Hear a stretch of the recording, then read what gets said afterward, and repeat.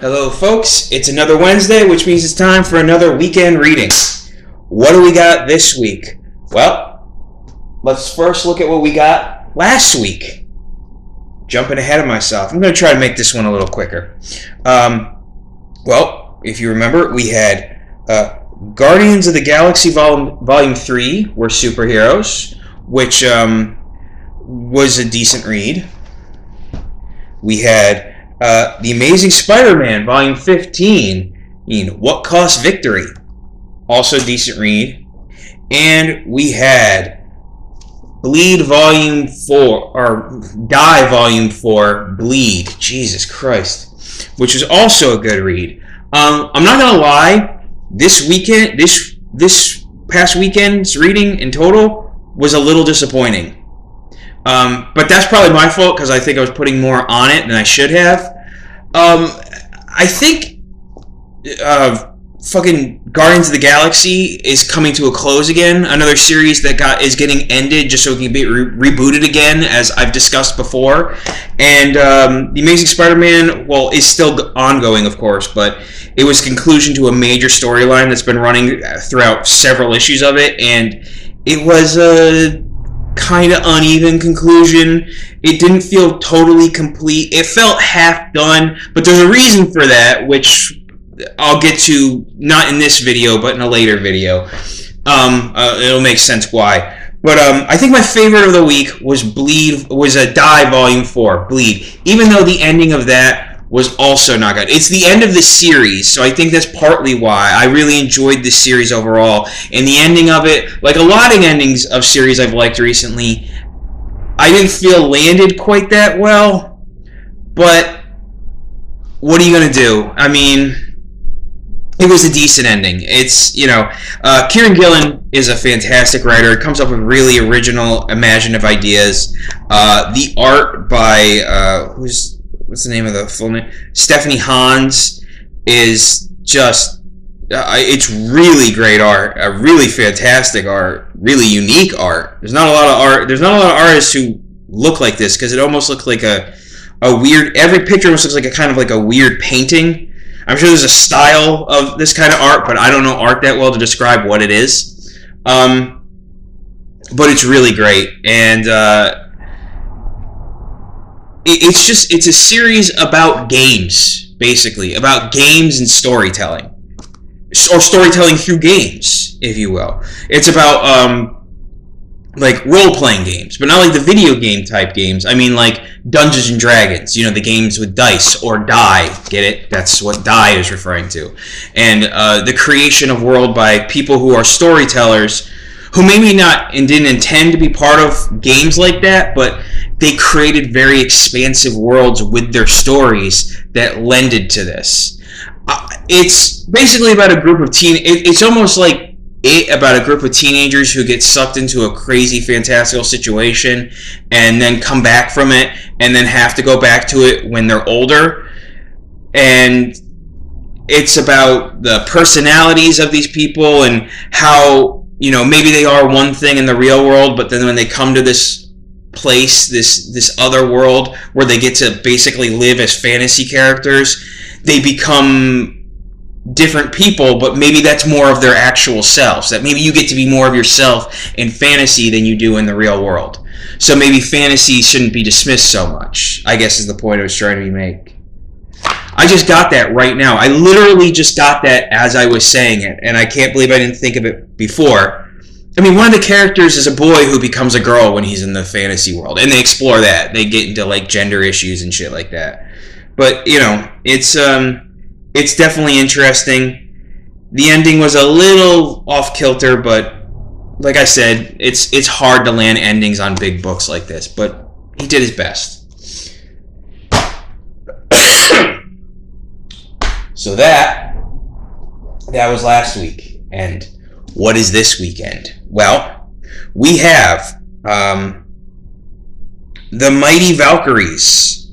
I don't think this is a volume. I think this is a mini-series. But it's called All Hell Let Loose. I think Valkyrie series is over. But let's see. A fresh start for Jane Foster with allies old and new.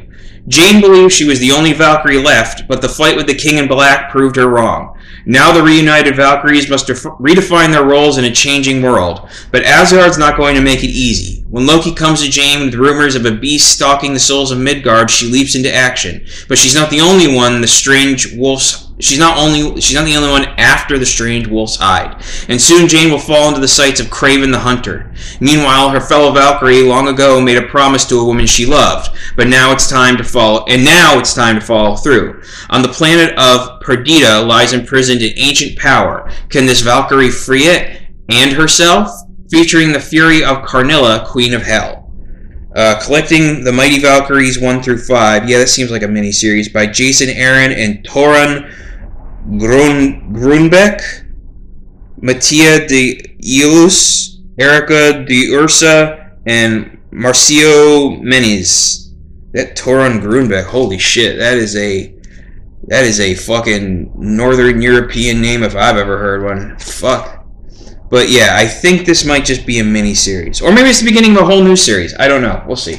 There's no number, there's no like volume 1 or anything on it, so. Next up, we have Suicide Squad, Volume 1, yet the beginning of another Volume 1 series, the new beginning of a series, as I've discussed before. Give peace a chance. Task Force X, Jesus, wants peace, but prepares for war. Back under the control of Amanda Waller, the Suicide Squad also gains a new field leader in Peacemaker, a man who will do anything to achieve his goal of a more tranquil world. Teamed up with villains from around the globe, including the deadly Court of Owls assassin Talon, the vampiric Nocturna, and even former Teen Titans Superboy, Connor Kent, the squad set out on a mission that takes them from the halls of Gotham's Arkham Asylum to Teen Titans Academy and to Earth 3, where villains rule the planet. While squad members fall and are replaced like chess pieces, Peacemaker begins to ask, what does Waller really want, and where will her next mission take the team? Written by Robbie Thompson, with art by Eduardo Panzica and Dexter Soy, the 6-issue collection traverses the DC universe as secrets are revealed and new dangers lurk around every corner. Suicide Squad Give Peace a Chance collects issues 1 through 6 and Future State Suicide Squad 1 through 2, which I actually read in the Future State thing, but yeah, we'll see. We'll see what this is. Suicide Squad can be good, and this definitely looks interesting, so like I said, we'll see. And finally, we have Justice League, Endless Winter. Now, this is a miniseries. This I know for sure is a miniseries. You can't bury the past forever. There's an extinction-level storm wreaking havoc on the entirety of Earth. I almost said eternity. On the entirety of Earth, and the Justice League finds themselves fighting a literal force of nature. Enter the Frost King, a monster mad with power with an ice army at his command. What devastating mystery lies in his past, and how is he tied to Queen Hippolyta, Swamp Thing, Viking Prince, and their reluctant ally, Black Adam? Past mistakes and present dangers collide in this Sub-Zero story. This collects Justice League Endless Winter 1 and 2, The Flash 767, Superman Endless Winter Special 1, Aquaman 66, Justice League 58, Teen Titans Endless Winter Special number 1, Justice League Dark 29, and Black Adam Endless Winter Special 1, with the full run of Andy Lanning and Ron Marr's Icy Epic as realized by a host of fan-favorite artists including Howard Porter, Marco Santucci, Clayton Henry, Phil Hester, Zermanico, just one name, and more. So yeah, that's a good writing team, so I'm very interested in this book. This could be cool. Okay. If you pardon me, I have to step away for just one moment. Okay. You didn't even notice anything change, but whatever. Anyways. That was all the books we had to read this week. So, what are we talking about? Well, like I've said before, I'm running out of things to talk about. So this might actually be, for the time being, until I can think of something else to talk about, this might very well be my last question of the week.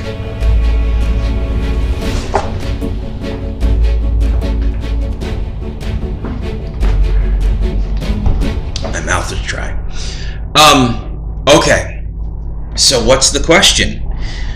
Well, the question is, I've talked a lot about how they've tried to introduce characters and stuff before. Talk about different things about characters, but as with comic books, especially team comic books, they'll definitely try to introduce characters and really make an effort to make them a thing.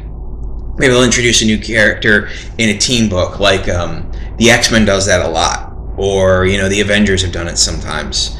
But sometimes they'll introduce a character just on their own, and then maybe try to force them into a team book, or they're really trying to sell somebody as a thing.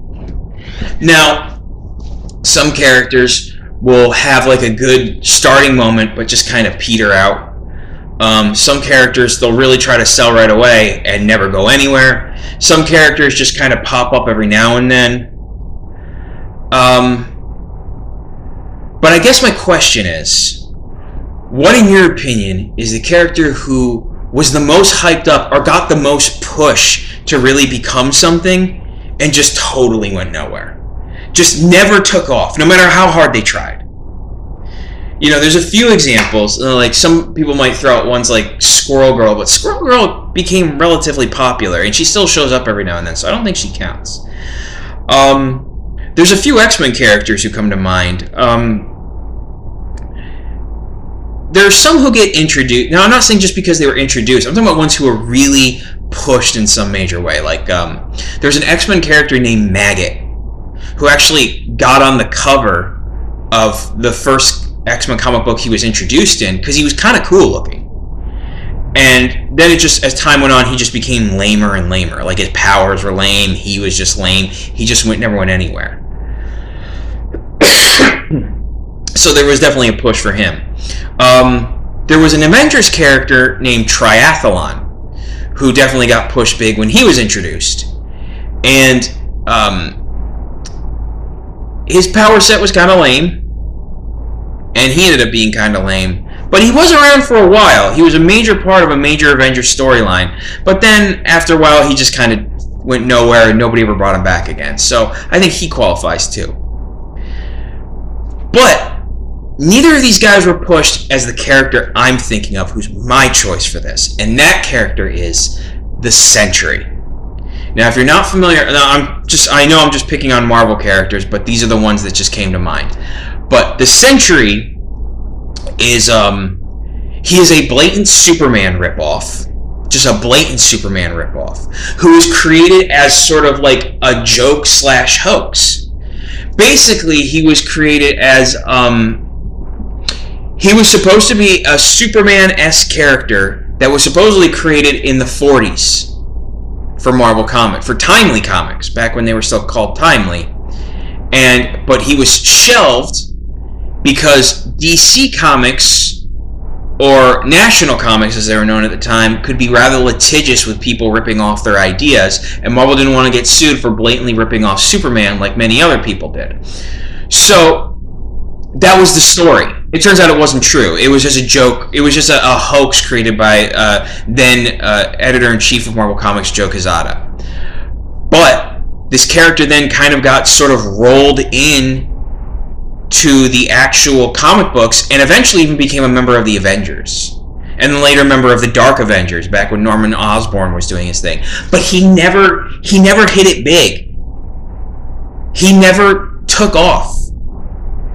He's died and come back again, and then has recently died again. He's supposed to be this uber powerful character that has only ever been a problem, and no matter how many miniseries or any kind of forcing him into major events they've tried, has he ever been anything of note.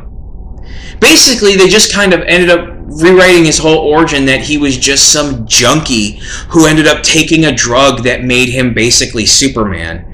And now he's just a fucking lunatic because he's not only a hero called the Sentry, but he's also a villain called the Void.